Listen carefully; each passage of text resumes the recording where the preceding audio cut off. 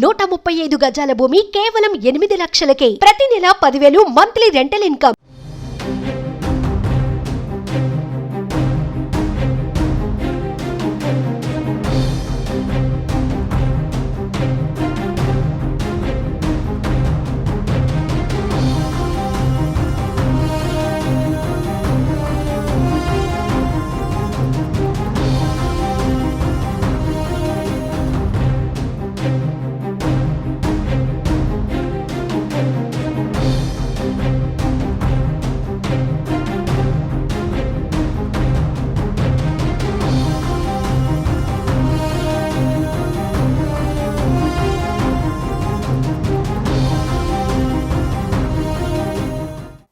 తెలంగాణలోని ప్రముఖ పండుగల్లో బతుకమ్మ పండుగ ఒకటి. బతుకమ్మ పండుగ దగ్గరకు వస్తున్న క్రమంలో కాంగ్రెస్ ప్రభుత్వం మహిళలకు సర్ప్రైజ్ ఇచ్చేందుకు రెడీ అవుతున్నట్లుగా తెలుస్తోంది.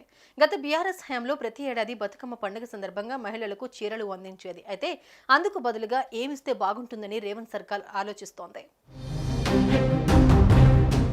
గత ప్రభుత్వం అందించిన ఈ బతుకమ్మ చీరలు నాసిరకంగా ఉన్నాయని తీవ్ర వ్యతిరేకత వ్యక్తం కావడంతో చీరల పంపిణీకి బదులుగా మరో స్కీంపై అధికారులు కసరత్తు చేస్తున్నారని టాక్ నడుస్తోంది. దీంతో ప్రస్తుతం చీరలు పంపిణీ చేయొద్దనే నిర్ణయానికి వచ్చినట్లుగా తెలుస్తోంది. అయితే ఏదైనా గిఫ్ట్ ఇద్దామా, ఒకవేళ ఇస్తే అది వస్తు రూపంలో ఉండాలా లేక నగదు రూపంలో ఇవ్వాలా అనే విషయంపై సమాలోచన చేస్తుంది. ఇక ఎవరికి ఇవ్వాలి, అందుకు అర్హతలేంటి అనే విషయంపై కసరత్తు చేస్తున్నట్టు సమాచారం. పండుగల సమయంలో వివిధ రాష్ట్ర ప్రభుత్వాలు పేదలకు ఏమైనా బహుమతులు ఇస్తున్నాయా, నగదు పంపిణీ చేస్తున్నాయా అనే విషయాలను పరిశీలించి బతుకమ్మ చీరల పంపిణీపై సర్కారు నిర్ణయం తీసుకునే అవకాశం ఉందని తెలుస్తోంది. తెల్ల రేషన్ కార్డు ఉన్న కుటుంబాల్లోని మహిళలకు నగదిస్తే ఎలా ఉంటుంది, ఒక్కొక్కరికి ఎంత ఇవ్వాలి, ఆర్థిక సాయం చేస్తే ప్రభుత్వంపై ఎంత భారం పడుతుంది వంటి వివరాలను పరిశీలించి ఈ విషయంలో సర్కారు తుది నిర్ణయం తీసుకునే అవకాశం కనిపిస్తోంది.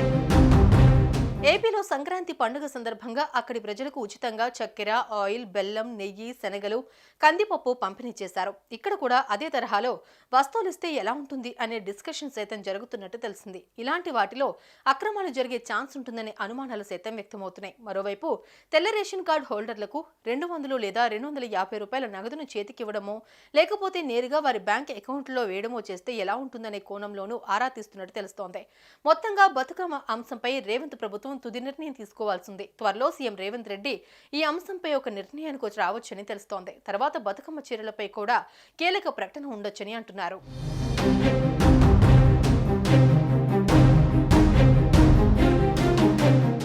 సుమన్ టీవీలో మీ పర్సనల్ అండ్ బిజినెస్ ప్రమోషన్స్ కోసం కింది నెంబర్కి కాంటాక్ట్ చేయండి.